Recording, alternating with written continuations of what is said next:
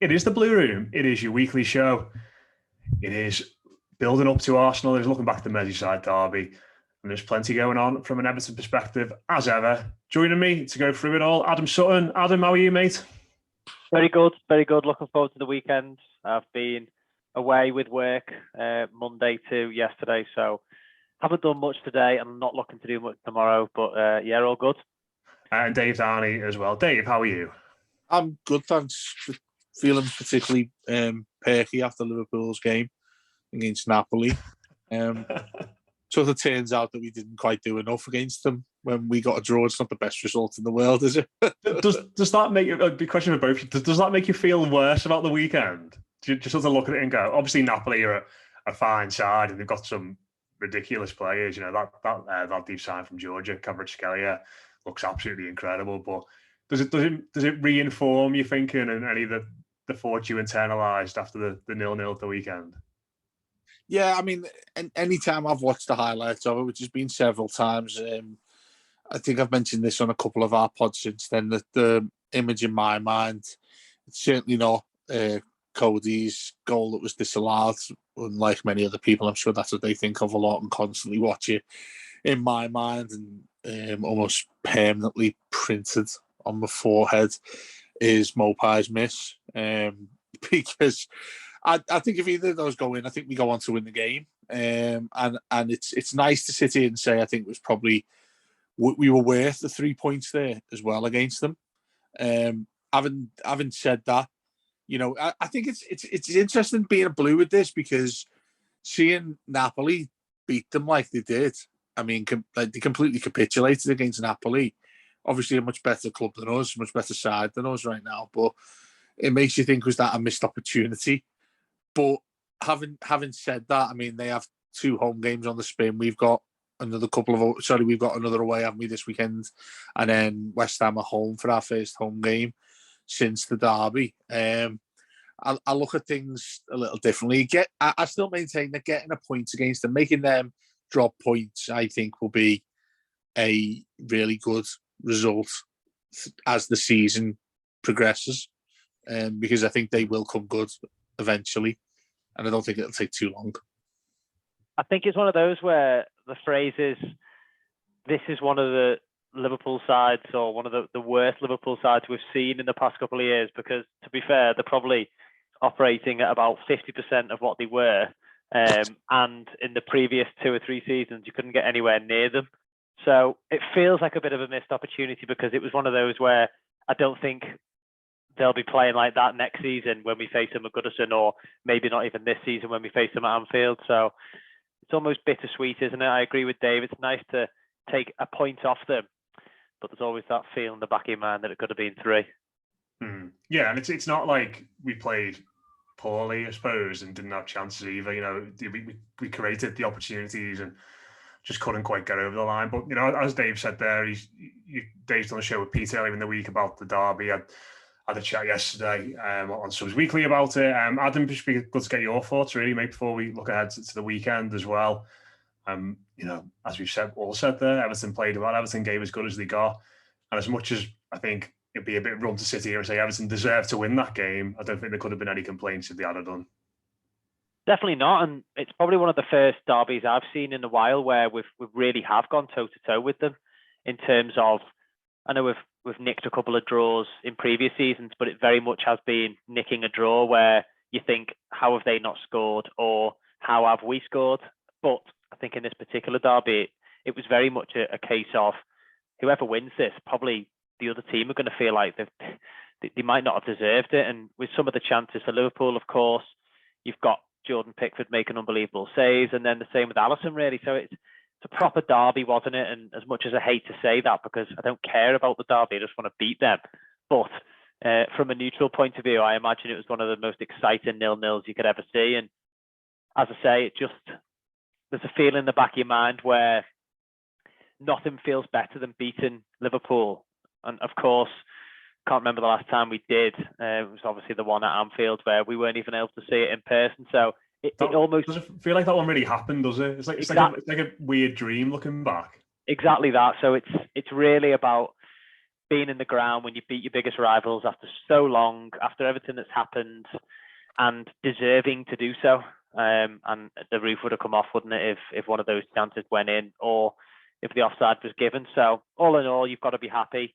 And as I said on the final day of the transfer window when we did the live stream, you can see a vision here. You can see a little bit of what Everton are looking to do. And we seem to have an ethos and a direction. So, yeah, I'm happy with where we are at the moment. But you need to start picking up some real points now. We can't just go a full season drawing, can we? You've got to have some wins in there as well. Yeah, that's what's interesting for me, Dave. And without wanting to focus too much on Arsenal, because we'll do that towards the end of the show. But you know, Adam is right. I think there is gonna come a point, isn't there, where the goodwill and the lack of wins and us being able to put that aside, that's going to go, isn't it? It's going to go into the phase of we need to actually win football matches now. And I've sort of, in my head, I've internalised that as maybe being the West Ham game at Goodison, where I think you look at that one, they're not quite at what they are. I think we all appreciate this weekend Arsenal could be tricky, although, you know, I quite fancy us to go down there and not get beat. Maybe going down there and winning is something entirely different. But, you know, that West Ham one feels at the point where it's like, right, after full time on that Sunday afternoon, we need to have a win on the board one way or another. Otherwise, all this promise and all this pragmatism and all this patience we're having might fade away quite quickly. Yeah, I mean, I'm quite surprised that so many of our fans lean towards that sort of feeling of, oh, you know, we've started playing really well, so I actually feel like we're going to be okay this season. It means absolutely nothing. Did you not feel like that? I felt that I felt better about the way in which we played, but the fact of the matter, and like everybody else, yeah, absolutely, I looked at it and thought, you know what, things are looking good here. It looks like we're actually becoming a more positive side. It looks like that we're starting to build things, but you know that again, it pales into its significance because the points we desperately need them. You know, we could play exceptionally well, much better than at any point we did last season, and still not get as many points as we did last season. Football doesn't work like that, and I think we need to keep that in our minds. I certainly am at this moment in time. You know, we could go into that. I'm expecting us to go into the West Ham game still not having our first win of the season. That's 8 games in. That's approaching a quarter of the season without a win, and that. Regardless of how well we've played, it's going back to the old let's give them a nice pat on the head scenario, in my opinion. When we've had that happen before, you know, the plucky little Everton there, they did well to get a point somewhere. It's not going to be, you know, if it's not going to be good enough, we have to get the 3 points. And I'd like to think that Lampard, Paul Clements, Ashley Cole, everyone else there around the staff are actually screaming that to these lads every single day when they're training, saying, look, lads, you're all improving, the team's looking really good. And look, it's unfair to say what I'm saying against the likes of Onana, who's like a brand new Premier League player. It's against just a guy who hasn't been in the Premier League for 3 years. I completely appreciate that. But the professionals and the money we've paid for these guys should suggest they're good enough to go out and get 3 points against enough sides in that league to keep us in the Premier League. Now, I'm not saying this in a negative way. I think I'm trying to be more, I don't know, realistic, because it's all well and good us saying we played really well against Liverpool. That's all I've banged on about in the podcast since, that we did play well against Liverpool. There's no denying that. It's a fact. But still, the table does not lie in these situations. So that's what concerns me a little bit, you know. It's very rare that you get what you deserve in life, isn't it? And Everton are very much that type of Premier League football club. Yeah. Do you know what? I've not even looked at the table. I don't know where we are. We're like 16th, 17th, round about there, I'd guess. Well, that's the thing. I've tried to do that thing. My dad always used to say to me, try and not look at the Premier League until you played at least 10 games, because then you know what you need to do. And what are we on? We're on 7, aren't we, at the moment? Sorry. Like now I sort of think of it like as points. Like I always think like I just want to get to 40. It doesn't really matter where we are in the table. Do you know, like what are we on now? 4? Yeah. 4 points with 6 games. So we are behind in that sense. But I suppose, the Go on, sorry, lad, I was just going to say the thing that I've looked at a lot. We've played 6 games, haven't we? The thing that I've been looking at a lot is up until this World Cup, because this season's going to be like no other. Given the fact that they go away, second week of November, first week of November when they go away. Obviously, there's an international break that comes up after this game against West Ham in 2 weeks' time. So I'm looking at things in a slightly different way, thinking that you could actually benefit this season if you don't have many players going off to play in the World Cup, because they're essentially getting a month-long break before coming back to play.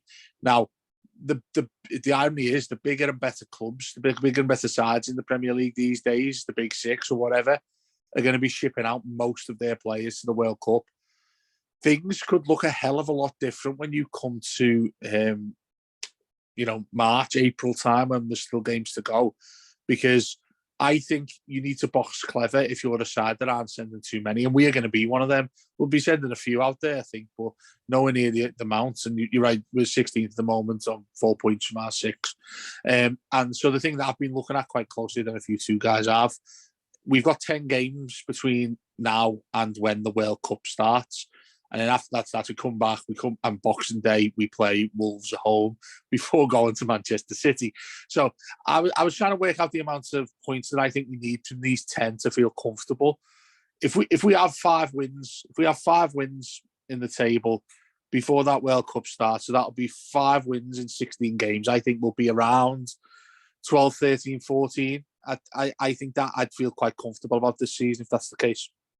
Yeah, I mean, if you don't want players to go to the World Cup, you need to start singing England's number 6, don't we, instead, or something like that. Try and get the message out there that Pickford actually Cody's going, isn't he? That's Pickford actually is rubbish for Everton, and it's fine. But I suppose, Adam, just before we go on to Pickford, that's the other thing about what Mashiri said, isn't it? Judges at the end of the transfer window, and that's all well and good, but that doesn't take into account the fact that you'll have lads that have joined the day before the transfer deadline or on the deadline, and lads who haven't played much football because they've been out of favour at their other clubs. And I think, we all sort of looked at it and thought, right, we've got the derby after the window shuts, we've got Arsenal away, and then it's all going to sort of just click into gear. But, on the other side of it now, and having watched the lads all play well at the weekend and saw signs of things building, Idrissa Gueye is not just come straight back in and rekindle a relationship with a new central midfielder in Onana and a newly formed central midfielder in Alex Iwobi. There's going to be a bedding in period still, isn't there?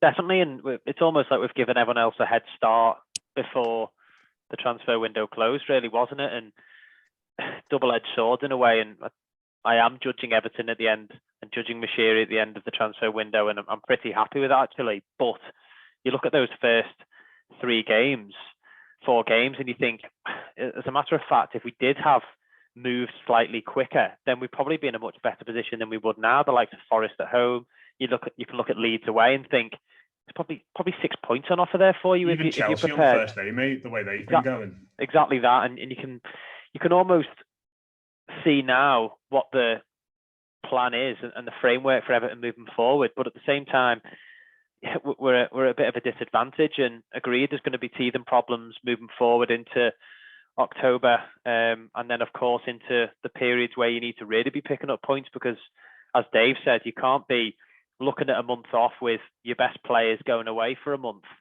and then having to come back and really pick up points, because knowing Everton and knowing the way that we've handled pressure last season, I wouldn't trust any of them to pull us through. So we need to almost be in a position where the pressure's off, you could say, and we allow the players to enjoy the football instead of all absolutely shitting ourselves, really.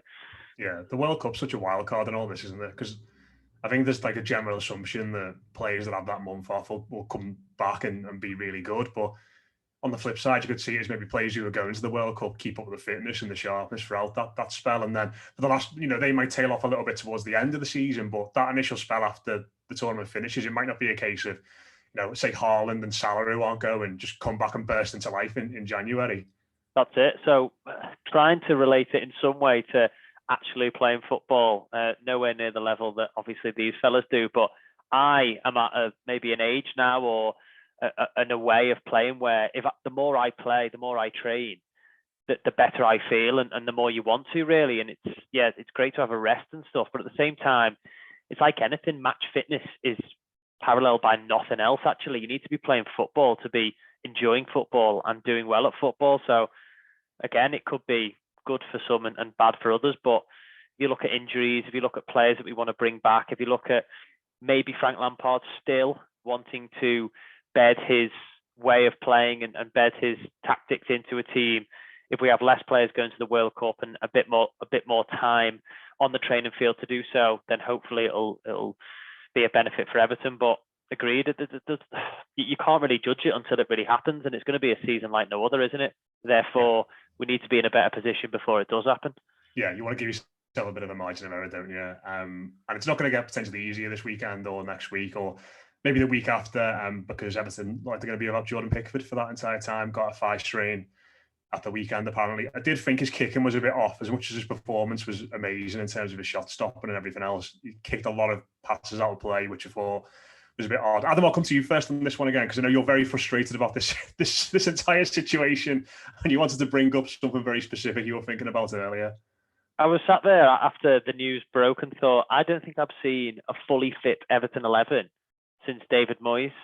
It's like one player comes back from injury and the other one goes out, and then two players are back training and another three get injured, and it's just incredible. And of course, we see it through our rose-tinted glasses and believe that we're hard done by and we have so many injuries, which of course we do, and I'm sure other fans and teams have the same, but it just seems absolutely mad, doesn't it, that we feels like something, and I know Dave spoke about it before, that feeling and the way that you can see a team playing is one thing, but of course results are another. But I do believe that we are building towards something here, and a really integral part of that building block is our keeper, who's been instrumental in not just keeping us in the league last season, but being so good in not just obviously the derby, but previous games as well. So it's going to be a massive miss.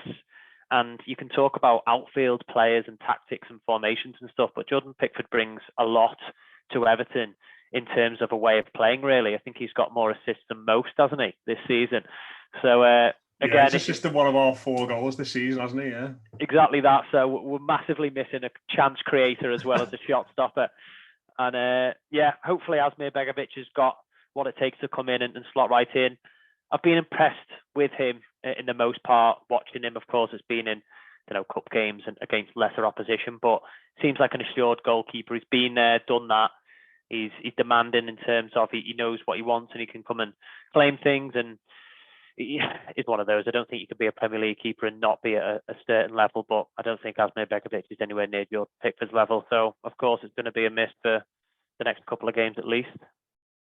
Yeah, Dave, I mean, it is a blow. There's no really other way of saying that. But how do you feel about Begovic? Like Adam said there, I think we've seen glimpses of him. And I remember last season against Hull in the Cup, I think he made a ridiculous save late on to keep us 3-2 ahead in that match. But there's been a few moments as well where he's maybe looked a little bit dicey. But Manchester United wanted him in the summer, of course, because that was a bit of a mad rumour. But how do you feel about going down to Arsenal with Asmir Begovic as our goalie? Well, I mean, I've done a bit of research on him since finding out about Jordan Pickford's injury. I love the way you've put in the fact that that's why he was kicking the ball out bad against Liverpool, Matt, isn't he?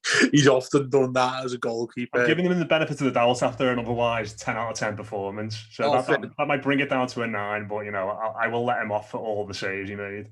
No, fit. Absolutely, that's correct. Given his performance between the two sticks, he was absolutely superb, wasn't he? And he has been for a long time.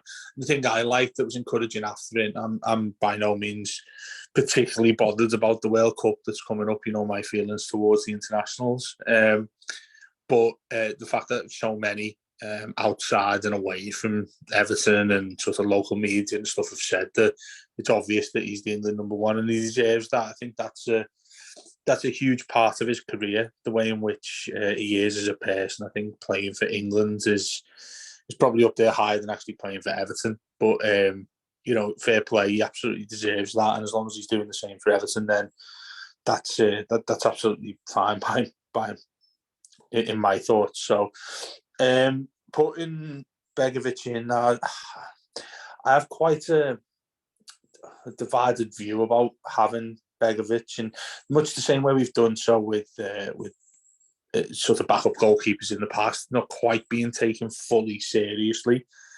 I think in Begovic I think we've got somebody who's decent as a number two. Look, when any club gets a number two, it's never going to be as good as number one. It's probably an unthankful role, isn't it? As a professional footballer, you don't want to be the number two goalkeeper because you're probably going to get about, I don't know, a maximum of half a dozen games throughout the season. I know a lot of the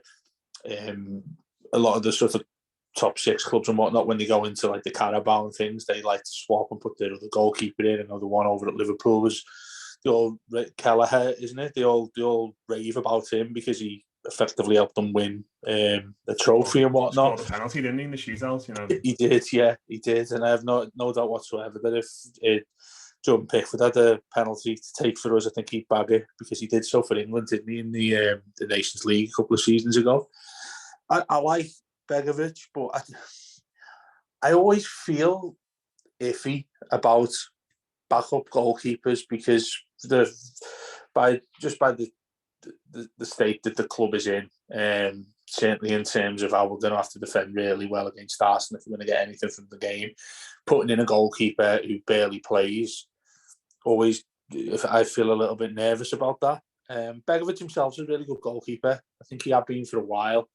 He's only 35 as well. I actually thought he was older than that, which shocks me a little bit. I thought he was a lot older than 35. But it's better than when we had Lonergan. It's better than we'd had, like, I don't know, Muka.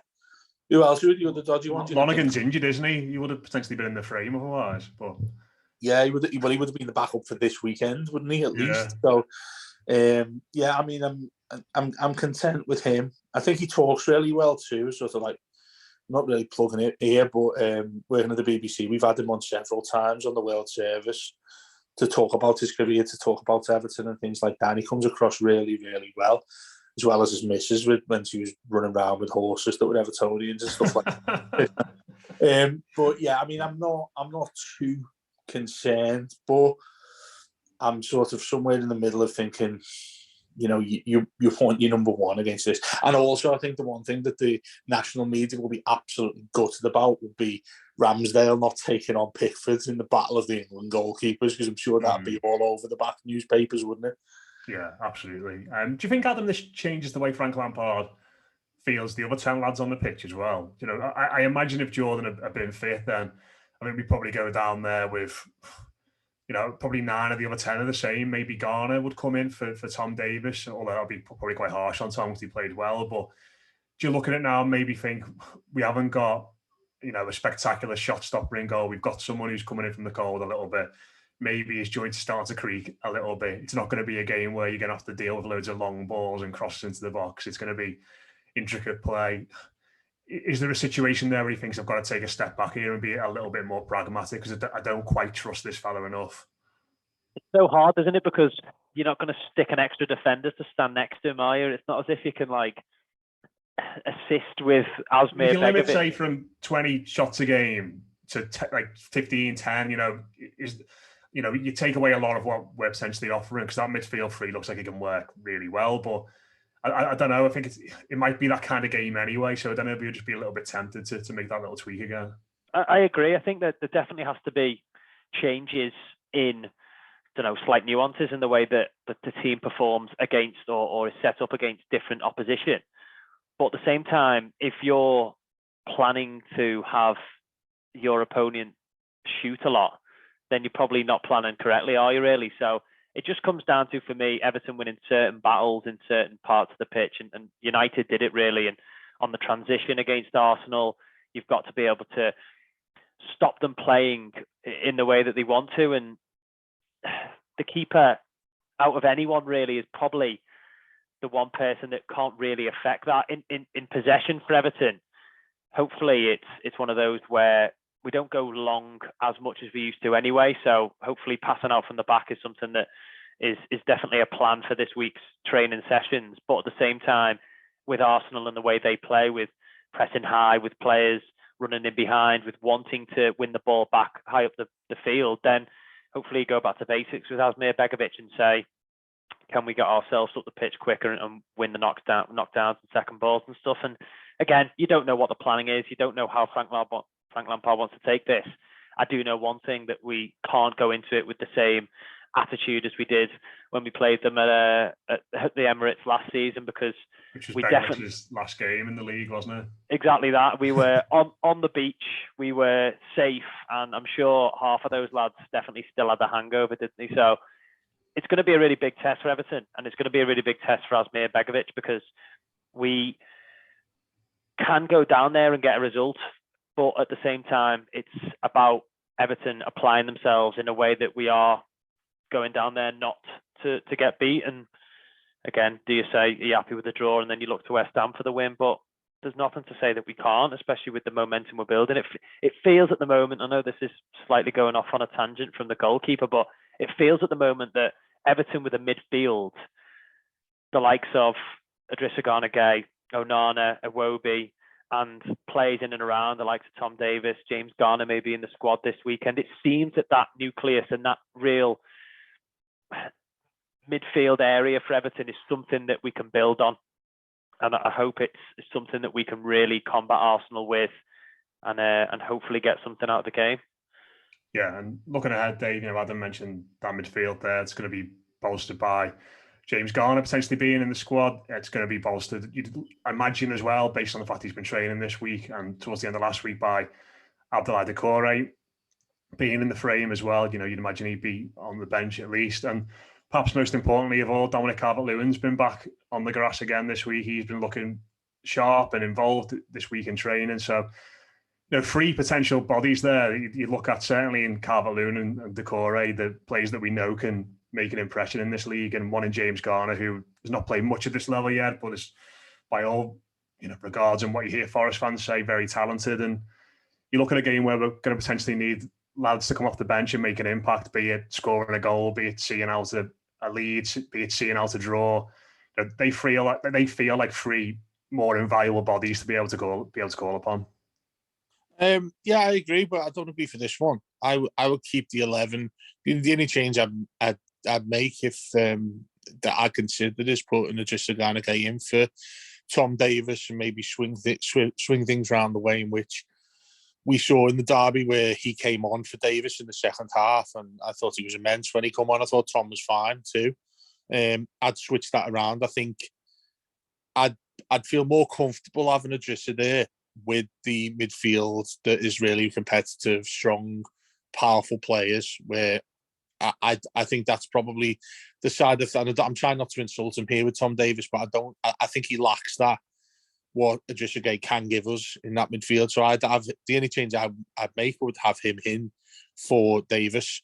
I mean, it's quite a mouth-watering, and I'm not trying to carry too far away here, but it's quite a mouth-watering midfield 3 that.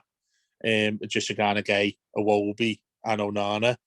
I think that would be something that, if you told me we had 25 games of that this season, I don't think Everton were going to have a problem in the Premier League. That side of things as well, Mopé straight away needs to make up for that miss against Liverpool, which I'll forever hold at his throat. Otherwise, I could be sitting here with a tattoo of him on my face, because that's what I would have done had he scored it and won us the 3 points. But I think keep it like that. I think the way in which we played against Liverpool is the perfect, excuse the pun, blueprint for Everton to take on the top clubs in the Premier League, Matt, because I thought the defending was by and large really, really good. I thought we had a couple of moments where things could have gone their way, i.e. Nunez's strike, which, Pickford makes a fantastic save over early doors. But I think that match showed me a lot that this team is able to do. And I have to say beforehand, I didn't think we were capable of putting on a performance like we did against Liverpool. I know they've had their problems, and I know the first thing any Liverpool fan, which they do listen to what we do, would say, oh, you're buzzing off taking a point from us when we didn't play well at all. I know they've got their issues, but I thought that match we played well, and they struggled because of how good we were, not because of how much of a struggle that they're having right now and the issues that they have with Salah and positional wise and their midfield injuries and whatnot. It's not like we had all of our players available. Like you say, we do this weekend. James Garner, I think Look, we've signed a player permanently that, we now have the availability of a man that is able. What is he, 24, 23, 24, is he? No, I think he's younger than that. I think he's about 21, 22. 21, 22. There's a player that you want in. They're the signings you want them to make. Promising young players that are able to perform right now, not just ones with potential. I suppose we've had enough talking of that with Anthony Gordon. Whatever people have various views about him, it was actually, and again, felt quite ironically against Liverpool for Anthony Gordon. It was one of his quieter games that he's had so far this season. Again, don't have a problem him coming back in. I think we've got enough to get something at Arsenal. I really do. I think you keep it 0-0 for as long as possible, and we'll create a chance. We'll have an opportunity against them. I think they might be a little bit downbeat after that quite humiliating defeat at Man United in the end at the weekend. So yeah, I mean, I think we're going down there with a little bit more confidence, and I think the main thing that you try and keep in your mind is forget our history against a lot of teams where we've been absolutely appalling, and Arsenal is the very top of that list, isn't it? So, yeah, keep the team as it was. Maybe make that change between Idrissa and Tom Davis, and hopefully you've got Calvert-Lewin on the bench to throw on for the last half hour. Yeah, it seems like a ground where we always go, and we have a reserve keeper playing quite a lot. I remember going down there in the Cup in 2014, and Robles played instead of Howard. I think Howard was injured. It was one of his first games. I mean, Adam was laughing there. I think you must remember it as well. He nearly flapped the ball into his own net at one point, didn't he? Do you know what's funny? I always have it in my mind when we go away to Arsenal, it always feels towards the end of the season. I don't know whether it's because I've still got that ridiculous, what was it, that 8-0, 7-0 defeat we had when we finished fourth that year. But then obviously last season as well, last day of the season, it always feels to me like we've gone to Arsenal when it's been quite late in the campaign. Yeah. Similar to the way the Premier League normally is against Liverpool. We always have the second game at Anfield. It's happened again this year. I think it's only happened like twice or three times when it's been the opposite way round in the last 20 odd years. So it feels strange. It's good to get them out the way early doors. And maybe it's a good time to go there because they were flying, won every single one of their first 5 games before that defeat to United. So this might be the time to go there. Yeah, I think in 2005 we got beat there 7-0. The players have been on the ale then as well, haven't they? Because we qualified for the Champions League the weekend before. So maybe the lesson there is don't get pissed before playing Arsenal. We might be all right. But just very quickly, I wanted to speak about Arteta and the job he's done at Arsenal just to finish off. But I said this on one of the other shows this week that the idea of that midfield three of Idrissa Gueye, Onana, and Iwobi is, I love the theory behind it and the principle behind it, and the fact that it feels like Everton's past in Ghana, Everton's future in Onana, and Everton's here and now in Iwobi. It's like it feels just so well balanced in so many different ways. 100%. It's, as we've all alluded to, really, it feels so much like, and I said to many of my friends and my family before, saying that Everton's biggest priority for me is we need a brand new midfield. We needed a brand new midfield probably 2-3 seasons ago. And, times are hard when everyone had to pretend to like Fabian Delph for 10 games because he was actually better than what we had. So looking at it now, I think it's probably looks nicer than anything really, but it actually is truly a midfield that you can see playing for Everton for at least 2 or 3 seasons. And with the likes of Idrissa Gueye, you've probably got lads who can come in and play that role for the next 7-8 seasons, really, don't you? If Amadou Onana will mould into maybe that more of a defensive midfielder, the likes of James Garner, Tom Davis, who has performed well in the games he's played in this season. So it's just strength in depth, but it's not strength in depth from here's 4 or 5 lads who will give you a 4 or 5 out of 10 a week. It's Alex Iwobi, who's been Everton's best player by far since at least halfway through last season. As you said, Matt, it's Amadou Onana, who looks like he could run Everton's midfield for the next decade. And of course, coming home, Idrissa Gueye, we know exactly what we get from him. So the balance is there. You've got legs in that midfield.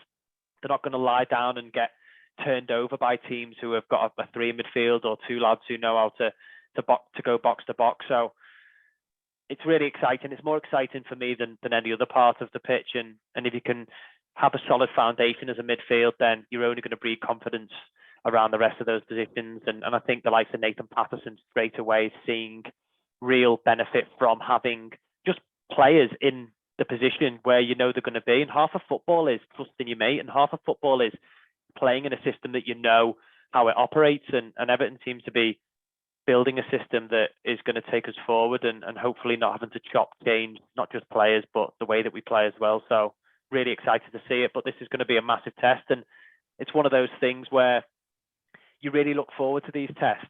They very rarely are passed in the way that you want them to.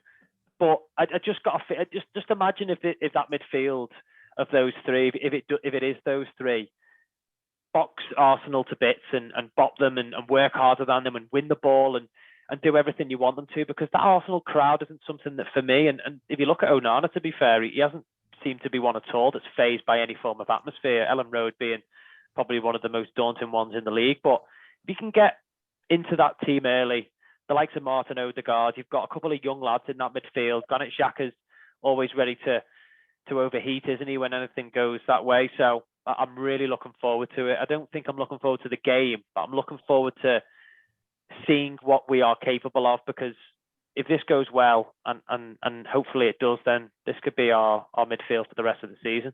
Do you know what you said something there which I've already thought about, and that's there's no passages there with them three.